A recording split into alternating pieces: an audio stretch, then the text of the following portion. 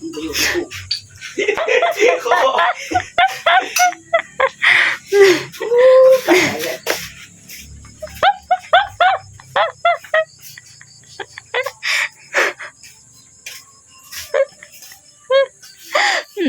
อึบสบายดีเด้อป้าลุงมื้อนี้กับผู้พ่อกับส่งสหุงเส้นเก่าเส้นเคยเนาะพี่น้องมื้อนึงนี่นายอ้วนหมุนอยู่เด้อเพิ่นกระตื่นหางกระตื่นแต่นอนเนาะกระพูดกระเหลือจนค่ำจนมืดแล้วหางกระตื่นกลางคืนน่ะก็บ่หลับบ่นอนลิ้นโทรศัพท์ตอนกลางเว้นนี่ก็นอนเบิดมื้อจากนี่ยังมาอีก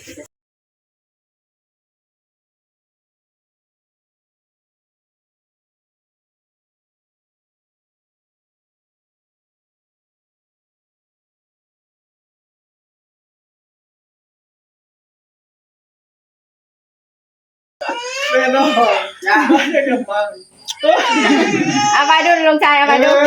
ไปเลยมาหาไว้เด้กินเลยไปไม่ไปไปนี่เจ้าโดยไปจัดนะอุ้มนะป้าบาทเดียวเจ้านะมันบ่เห็นหน้าดินเลยแวบแวบไปเบิ่งหรือว่าเอาบ่บอสมันมียาซื้อมาแต่มันมีอยู่ท่ายามนะใครง่วงก็ได้ยาของเด็กน้อยด้วยครับโอ้ยแพงให้ลูกมั้ยนอนบ่อีแก่บ่เราโหลดเด้อเปิดแอร์แห้งเด้อโอ้กูบ่เบิ่งเฮือนนี่คือเฮือนกู2ชั้นมีประตูอยู่ทางงามอะลีจ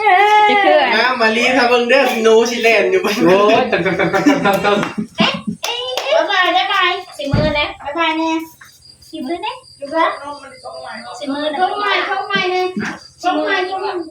ที่บ่สิมื้อน่ะชงง่ายโคตรนมนะม่วงมันเสมอกันเบิดดังม่วงด้วยน้อยนะเบิดอึดแต่เอามาต้มมาแกงน่ะเก็บเอาเพิ่นมาแต่สวรรค์ซื้อบักมูไปขายแม่ค้าบักมูนะพี่น้องรีวิวเฮือนว่าสาวเจ้าดูให้นุ่นถามว่าดีเจ้าดูเฮ้อบ่เอาตัวนี้นะบ่เอามั้ยจะบอกเราด้วยอย่าให้เราเอาเด้อมาพี่น้องมาชิมมาเก็บเอาขันซื้อเป็นส่วนเลยกับพี่เก็บมาแล้วเขาให้เก็บมาแล้วเอารถใส่เอาละหมื่นอ่ะขันหมากน้อยนะได้หมากใส่กระปั้นเขาก็บอกเอาเนาะหมากแล้วมาพาละสิรีวิวในหมกมุกนี่ซื้อเบิดเท่าไรนี่ซื้อเบิดเท่าไรซื้อปะเบิดเท่าไร20 ล้านหมักโมพี่น้อง20 ล้านเป็นเงินบาทกับบ่ฮู้ว่าเท่าไรเนาะประมาณเกือบ20,000ป้ายเนาะพี่น้องหมักโมเสียไปขายอยู่สวรรค์บ่อยู่พุ่นบ่ค่อยมีเนาะเพราะว่าบ่มีคนปลูกอยู่พี่แลคนปลูกหลายเนาะคนนั้นก็ปลูกคนนี้ก็ปลูกสวนใหญ่ๆซื้อยกสวนเลยพี่น้องเอ้ยส่วนสิไปขายเจ้าโดยฮัลโหลยังค่ะอันนี้ดูอีแม่เราออกไปก่อนเลยเด้เฮามาเอาในบ้านก็น้ำออกน้ำล้างเราเจ้าโดยเฮ็ดกินยังเจ้าโดยสิต้มได้อันนี้เฮ็ดเพดานเนาะแต่ว่าซื้ออันแผ่นยังก็แผ่นอันไม่อัดแผ่นยังก็ไม่อัดบ่นี่เพิ่นเฮ็ดคือกะโลเลยนี่นะเฮ็ดเป็นอันนี้เป็นอันนี้เป็นกะโลสี่เหลี่ยมมาสิพานี่ไปเอาอันนั้นนะเอามีดให้เอ้ยกินหมักโมฮะอันนั้นน้ำโบเอาอันนั้นกระตุกน้ำฮังแดง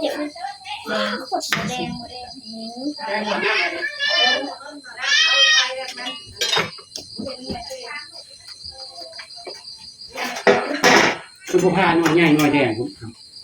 มันอยากสั้นเนาะมันตก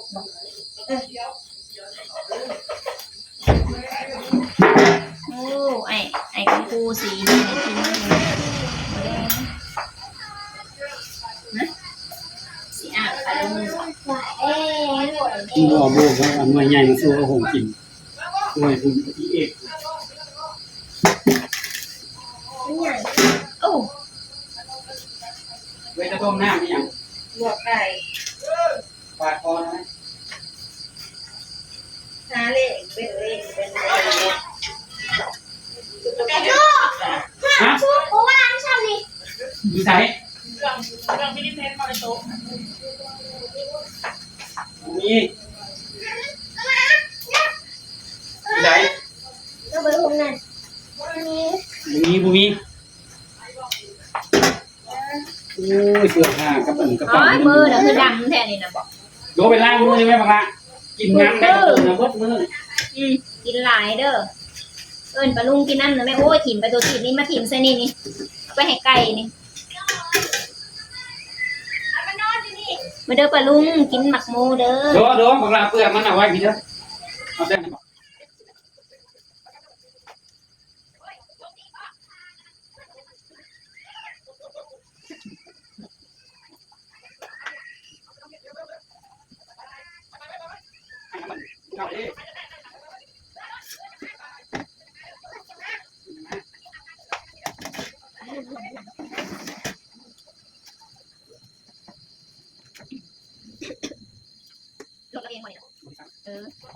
เขาให้เอามาใส่ เจ้าวันที่ กินปลาลุง ปลาลุงอ่ะแต่ให้พระกระตูนะ บ่อยากหวานปานใด มึงแง่แถวประกอบพม่ากับเห็น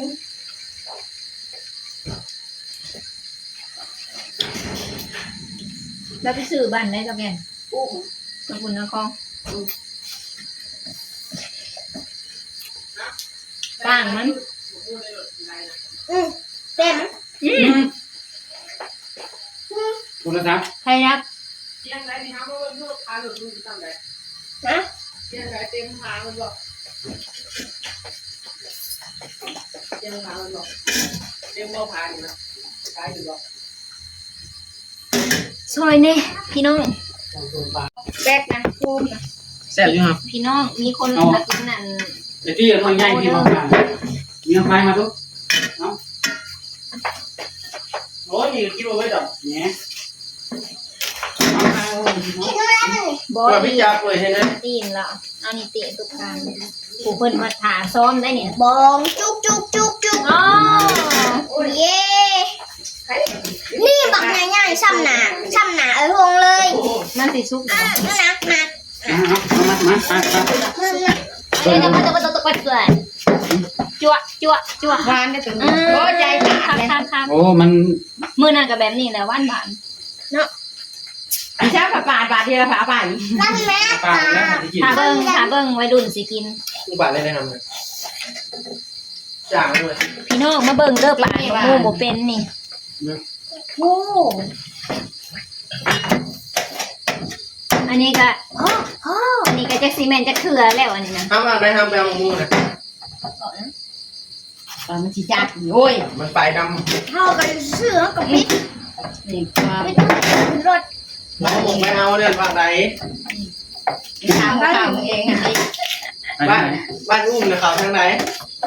แล้วทางเวียง ทางเขานี้มาซ่าไปเถอะ ไปทางเรียน ทางโรงเรี หั ยว น มือ น้ำบงโม่ไม่ก็เลย บ่ โมงเก้าเพื่อน แค่บอกเดียวเอาลงหลังด่าเขา ดะบ่แท้ น้ำบงโม่แต่เฮิงแล้วเขา นี่เด้กินวังนั้นน่ะ จังแบบว่า ทำมันลงจานมือ มีด ไงมันจานของโมไม่อ่ะ มันบอกท่านบัวนั่นเลยครับปิดมังมูคนโตใส่ มันเป็นสีบัว ตัวนั้นมังมูเขาปิดแต่เฮิงแล้วเอาข้าวเลยมันร้าวเลยที่ด่าน ซาวล้านนี่เท่าไหร่วะ15,000 ของพี่อะไรใช้อ้วนนั่งกระตือเด้ก็คืนหัวนอนดูนะ อยู่แล้วเนาะบางฮันจักหยกแล้วบางฮัน จะให้เบิร์ดโดนแล้วกินตะแกรงมันพวกเจ้านั้นลุกขึ้นแล้ว ทางตะกี้ นะ นะ แต่เนี่ยน้ำมุกกระแบกมันเขาเรา แบก แบกวางเขาทั้งขางพวกวิกหลายๆเนี่ยบอก ทางเปื้อน มันง่อยมาพวกไม่กิน เขาไปก่อน เบิ่ง มันมีทางเดี่ยวป่ะ ก่อน เดี่ยวควรเดี่ยวได้ เดี๋ยวอ้วน เอาไอ้เวฟนะ3 หน่วย5,000 เพื่อกับใหญ่จะบ่ยัก เบิ่งแล้วเบิ่งขว เข้าไปนะมึงเรียกทางไหน ทางวัดก็ขวบมือเลย ขังวะไอ้ปลาเอง ตัวนี่ดิโอ้ยมือเนาะมือ ขาดบ่ได้ลูกอันนี้มันกินแล้วนะ พ่อแม่ก็น่าจะตุ่น มีเอามันจะกินนะ โอ้ห้างเปลือกมันเอาไว้กระตาเลยมันหมูหัน เก็บมาให้ เอาลูกไทย รถไถแก้ไม่ใช่รถขาว อยู่ในบ้านน้องโนเกียน่ะก็โลดบ๊อกไงจะก็สิแกน เลี้ยงเราแล้วยามนี้ เขาบอกซื้อ10 ล้อสแกน เต็มรถแกะ ก็ผมมูหอง เอา เกียบ ใส่ตู้เว้ย เป็น เย็ จาน นนั่นได้ชีนมาหองทอดเก็บได้ผมมูคันนั้นนะ ตะกี้นะเอามังโมนี่ไปจุ่มใส่อู้ไว้กินข้าวแรกจังกินแม่ป่ะข้าวอยู่หันแหละมันจังกินเอาอันก็กันไม่ไกลนะ ใครสแกน เล่าหันแล้ว ใครบอกแล้วนะ แม่แล้ว ยินเป็นยาโอ้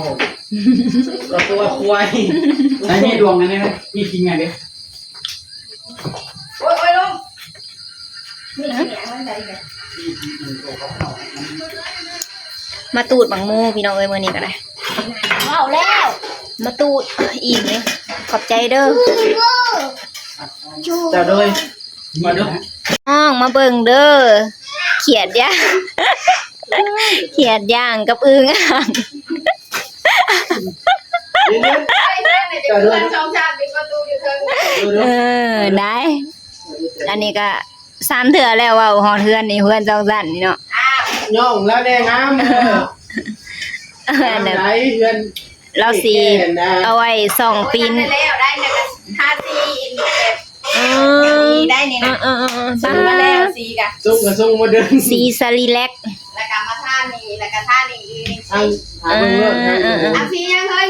อื สี ม ส้มคือเก่าบ่ โอ้สีสม สีเหลือง สีเหลือง เอาสีแบบแดงๆสีขาว อืม มีไข่เน่า ถ้าแกหมึกดวงมันกินเก่งทำไมบ่ ก็หลาย แสบนวล บ่สีส้มมันบ่เมินบ่เห็นยุงบ่ว่าเราจะเคยนอนบ่รับ แล้วเด้ออาหารปุ๊สะฮงน่ะบ่จักสิกินอีหยังบ่คิดอยากเนาะอาหารแรงก็ได้ เป็นซื่อๆอยู่อันนี้ปลาซิวหมกปลาซิว